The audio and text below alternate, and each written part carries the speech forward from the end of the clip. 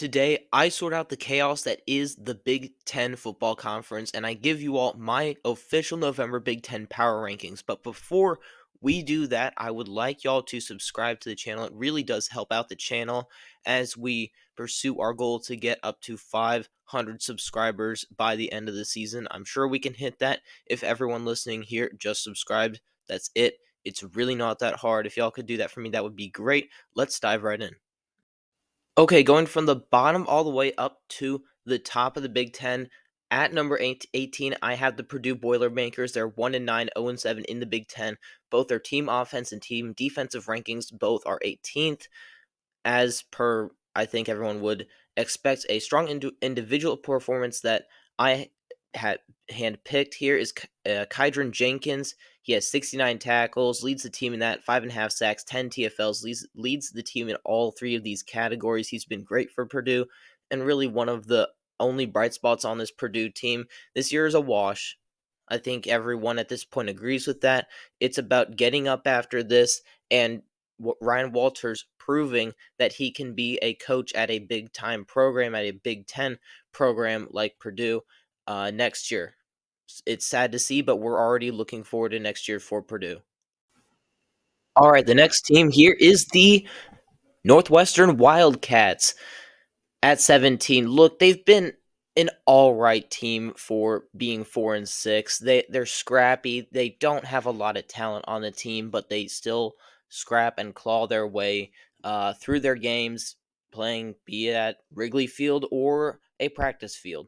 Their team offensive rankings is 17th in the Big Ten. By the way, forgot to say all these stats are out of the 18 teams in the Big Ten. So 17 out of 18 for the offense and 12 out of 18 on the defensive side. All stats from sportsreference.com. My strong individual performance is the linebacker Mac Uhin.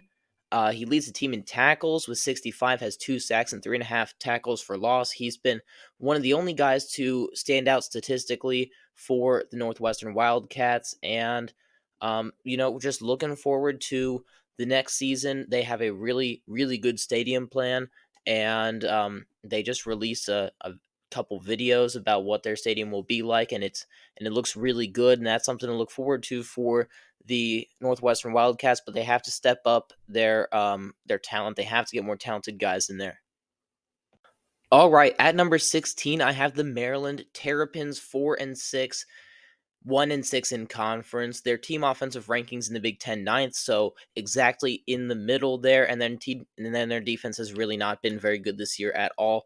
Part of the reason why they have not won a game they've only won one game in conference, because to play in the Big Ten, you have to have a good defense. And if you don't have a good defense, in the SEC, you can get away with having a not very good defense as long as you have a pretty good offense.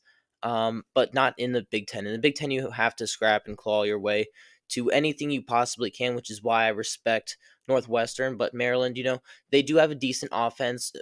My strong individual performance happens to be their wide receiver one, Ty Felton. He has over 1,000 yards on the season, and he still has a couple games to go. 7 touchdowns, and he has about 12 yards per reception. So he's averaging a first down every time he catches the ball. So that's pretty good, I would say.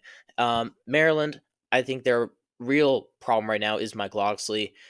He's not doing anything for the team right now. I will detail this in an upcoming video on coaches who I think are on the hot seat, but he is definitely one of them. At number 15, we have the Michigan State Spartans. They're 4-6, 2-5 in conference. Both their offense and defensive rankings are 15, so that's a pretty adequate ranking for them. My strong individual performance is Aiden Childs. He really has some ugly stats. The 8 fumbles, the 11 interceptions, but he has been a very talented quarterback through his starts. He's thrown for over 2,100 yards. He has 10 touchdowns. His completion percentage is at 61%. And he's rushed for over 200 yards and has 3 touchdowns as well. But like I said, some real ugly stats with the 8 fumbles and the 11 interceptions. But he is extremely talented. And I expect going into next year, he will clean up the turnovers and going forward into the coming years as well. And I think he'll be a very good quarterback. I really see the light at the end of the tunnel for Michigan State. It's there. This was a rough year, and they had to go through it because their team was not Big Ten ready. They lost a lot of players to the portal, didn't have a lot of depth, and they had to go through this year to get to that light at the end of the tunnel, which I think could be as soon as next year. At number 14, going on a little bit of a run is the UCLA Bruins, 4-6, 3-5 in conference play. They're 16th in both offensive and defensive team rankings. Their strong individual performer is Carson Schwetzinger, and he has over 100 tackles, which is insane. That's 20 more than any other person in the Big Ten. 3 sacks, 7.5 tackles for losses, and 2 interceptions. He's been doing it all for this UCLA defense, and he is a fun guy to watch. Man, I mean, every time you turn on a game for UCLA and they're on defense, he's just flying around, making all the hits, doing everything he can to just force UCLA into wins, just carrying the team, the defense especially, on his back. UCLA is a team that I really had no hope for, but now it looks a little bit better. I'm going to just say that. All right, now we have the Washington Huskies at 13th in the Big Ten. We're getting past that tier of not very good teams to mid teams, I would say.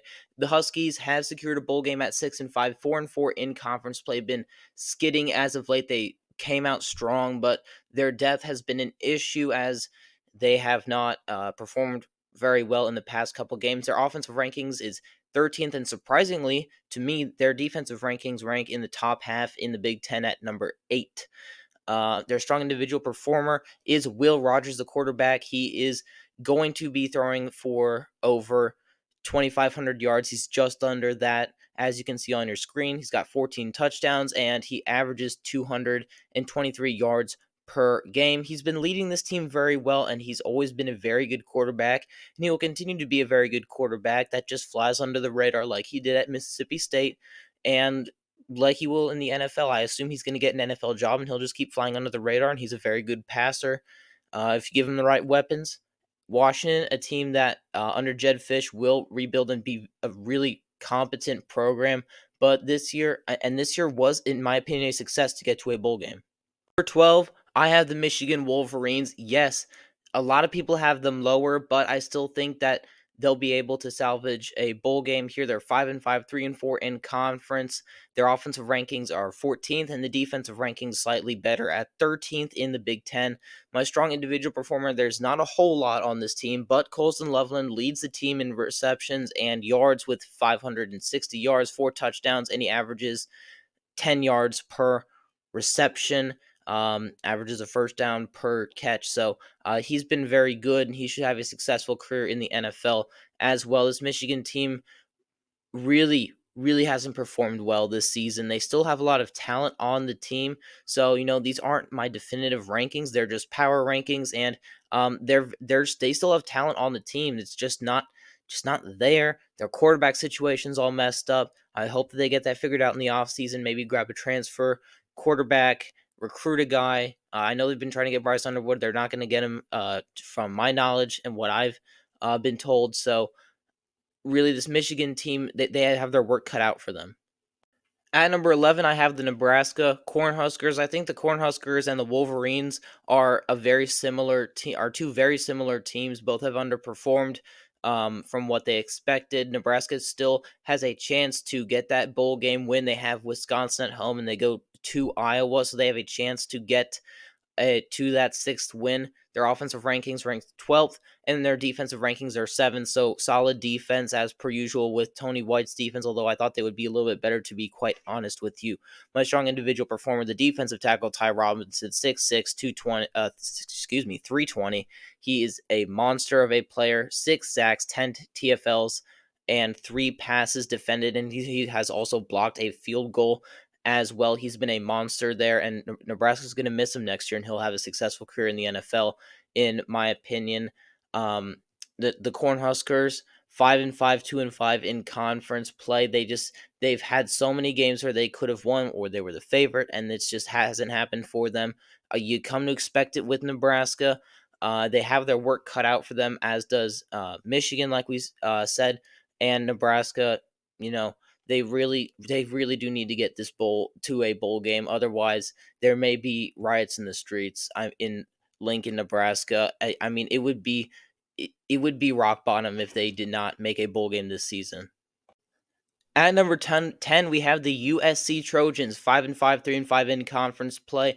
As we reach the top 10 here in the Big Ten, not the top half yet. That would be at number 9. So USC still in the bottom half, but very solid here. 5th in offensive rankings and 11th in defensive rankings. Woody Marks has been one of the most underrated players in the country, in my opinion. USC, what they needed to do to start to really adapt to the Big Ten style of play is get a really solid running back and give him touches. That's what they did not do with Caleb Williams, and that's why he was running for his life all the time. But Woody Marks, running under an average offensive line, has over 1,000 yards on the season. He still has 2 games to go, 9 touchdowns, and he averages over 100 yards per game. He's been awesome for the Trojans. At number 9, we have the Rutgers Scarlet Knights. So we're officially halfway through these power rankings here. The Rutgers Scarlet Knights have secured a second for the second year in a row a bowl game appearance. They're 6-4, 3-4 in conference. They've underperformed a little bit from what I thought that they would be. I thought that they were going to be more of an 8-win team, but I see that is not the case. Although they definitely could, but it doesn't seem like that. They're a less powerful team than I originally thought. Their offensive rankings are 10th and the defensive rankings 14th. And Kaliak Manis has been a lot better than I thought that he would be. I was not thrilled with him at Minnesota. And going to Rutgers, I thought, Gavin Wimsatt was the guy and should have started. I was very much wrong on that, and I will own it. And Rutgers has benefited from him being the quarterback. My strong individual performer, however, is Kyle Monangai. He is over 1,000 yards, 12 touchdowns, and averages for 114 yards per game. He is still a beast, a top 3 running back in the Big Ten, probably top 10 in the country. At number 8, we have the Wisconsin Badgers. They're 5-5, 3-4 in conference with a chance to get to a bowl game against either Nebraska or Minnesota. Their team offensive rankings rank 11th and defensive rankings ranked 10th.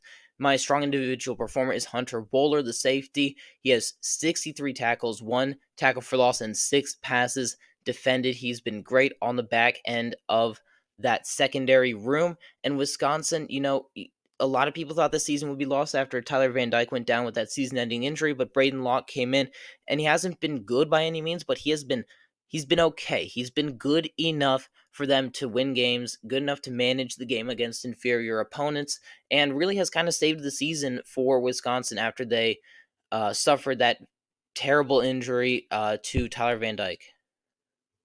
At 7 is the Minnesota Golden Gophers. They have secured a bowl game at 6-4, and they are 4-3 in conference. Their offensive rankings rank 8th, and defensive rankings rank 5th, a top 5 defense in the Big Ten for the Minnesota Golden Gophers.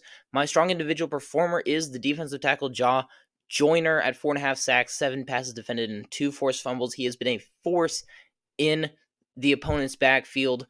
Whatever team it may be, he is always disrupting the quarterback, getting pressures, getting quarterback hurries. Whatever he's doing, he's disrupting the timing of every single team and quarterback that he has played against. And Minnesota has turned into quite a competent team. I'm not going to lie. Coy Parrish in the back end has been awesome as a freshman, and this whole team seems to be clicking. And PJ Fleck may have saved his skin here this season. He was on the hot seat by to some people. Maybe he goes and takes that UCLA job. Maybe he goes and takes this job if it opens up. All this talk, and he has solidified himself with the Minnesota Golden Gophers. Up next, and they rank 6th. They are 6-4, 4-3 in conference. Same record as the Minnesota Golden Gophers, although I have them power rated a little bit higher than the Gophers. Their offense and defensive rankings rank 6th, so that's pretty adequate. Their strong individual performer, you can't bring up anyone else other than Caleb Johnson. He's over 1,300 yards this season, 20 touchdowns on the ground, and he averages 133 yards per game. And this offense revolves around Caleb Johnson, and he has been really, really really, really good, and I still think he should be in the I think he should, excuse me, he will still be in Heisman talks. He should be. He's in my Heisman hopefuls and in my Heisman top 10 as well. I don't think he should win it by any means, but he has been amazing, and what has held this Iowa team together, the defense has rallied because they are scoring more on offense because of Caleb Johnson. Cracking the top five is the Illinois Fighting Illini. At number five, they are 7-3 with a chance to go 9-3 this season. They are 4-3 in conference. Their offensive rankings rank seventh, defensive rankings ninth. And the player who has really made Iowa really, really good this year is their quarterback, Luke Altmaier. Excuse me. He has really stepped up his play. He's thrown for over 2,100 yards. He has an 18-3 touchdown interception ratio, which is exceptionally good. Throws for 212 yards per game. So, it's not otherworldly numbers, but the touchdown interception ratio, he has been keeping the interceptions down. They have been rallying around a pretty good defense, a solid offense, and they have found their way to a 7-3 record thus far with a chance to have 8-9 wins. All right, here is my top four. In what order? Let's find out. At number four, I have the Penn State Nittany Lions. They're 9-1, 6-1 in conference. That one loss being the one score loss to Ohio State at home. The offensive rankings rank fourth, and defensive rankings rank second. The second best defensive ranked team in the Big Ten Conference. They've been dominant against everyone except for Ohio State. In my opinion, their strong individual performer is Tyler Warren, the tight end. He has done everything. He has 67 receptions for 808 yards, 5 touchdowns. He has 16 carries on the ground for 157 yards and 4 touchdowns. And he has also attempted a couple passes which have gone for 26 yards. Not seen there, but there you have it. He's done everything for this offense. Andy Kotelnicki is a genius play caller, 100% A+ hire for the Nittany Lions, and this team is gonna, I think, coast straight into the playoff at 11-1 and definitely make some noise. At number three, we have the Indiana Hoosiers. Their offensive is the best offense in the Big Ten. Defense, a top 3 defense, and I could highlight almost every single player that starts on Indiana because all of them have been terrific, awesome. Elijah Surratt, Curtis Rourke. I mean, the running backs, the defensive backs, but I want to highlight a guy that kind of gets glossed over, Mikhail Kamara. He has 9.5 sacks, 14.5 tackles for losses, 39 tackles, and 2 forced fumbles. Those are really, really good numbers. If you have been paying attention, any of the defensive players that I've been highlighting for other teams, this guy is probably better than a lot of them. Schlesinger for UCLA probably is up there with Kamara, but Kamara's been absolutely terrific on the defensive line for the Hoosiers. The Hoosiers are undefeated going into Ohio State week. We will learn a lot about them after this week. At number 2 is the Ohio State Buckeyes, which leaves Oregon at number 1. We'll get to them in a second. 9-1, that one loss being to Oregon. In power ranking these two teams without the game being played between the two teams, they're very similar. They're probably too close to call. So I gave Oregon number 1 because Ohio State lost to Oregon. We'll see if Ohio State can get their revenge back in the Big Ten championship game if both of them end up going there. Offensive rankings, second. The best defense in the Big Ten belongs to the Ohio State Buckeyes. They've been very strong there, and it was worth the however $1 million they spent to get that elite defense. The strong individual performance has to go to Jeremiah Smith, the true freshman, the otherworldly talented player, the best true freshman wide receiver. I think he's better than Ryan Williams, although Ryan Williams has been absolutely terrific as well. 49 receptions for 865 yards, 9 touchdowns, and he averages almost 18 yards per reception that he has, which is insane. If you really think about it, he's averaging almost damn near 20 yards per reception. I find that wild for a true freshman. And with a quarterback that could definitely be better, Will Howard has had his struggles this season, and he isn't the perfect quarterback. So Jeremiah Smith only going to get better as time goes on, and that's really hard to imagine. He's on pace to go over 1,000 yards in his first season, which is wild. At number 1 is the Oregon Ducks. They are third in total offense, team offensive rankings, fourth in team defensive rankings. My strong individual performer is running back Jordan James. He's over 1,000 yards on the season, 11 touchdowns, 97 yards per game. He has been awesome for the Ducks, really setting that pace like with USC and Woody Marks, adapting to the Big Ten style of play. You have to run the ball in order to win games, and he has done just that. Incredibly instrumental in the Ohio State game. A large part of why they won is because Jordan James was really good against that very tough elite Ohio State front, and they claim the top spot, like I said, because they beat Ohio State in their head-to-head matchup. That's it for me. Follow on X at Big Ten Quick Talk. Subscribe here on YouTube. We're really trying to get the channel up in subscribers. We have the viewership. We just need y'all to stay with the channel. If y'all can do that, that would be awesome. I put out tons of content, mostly Big Ten, but I do put out a lot of other content on the SEC, Big 12, and ACC as well, with, of course, Notre Dame as well folded in there. That's it for me, and I will see you guys in the next one.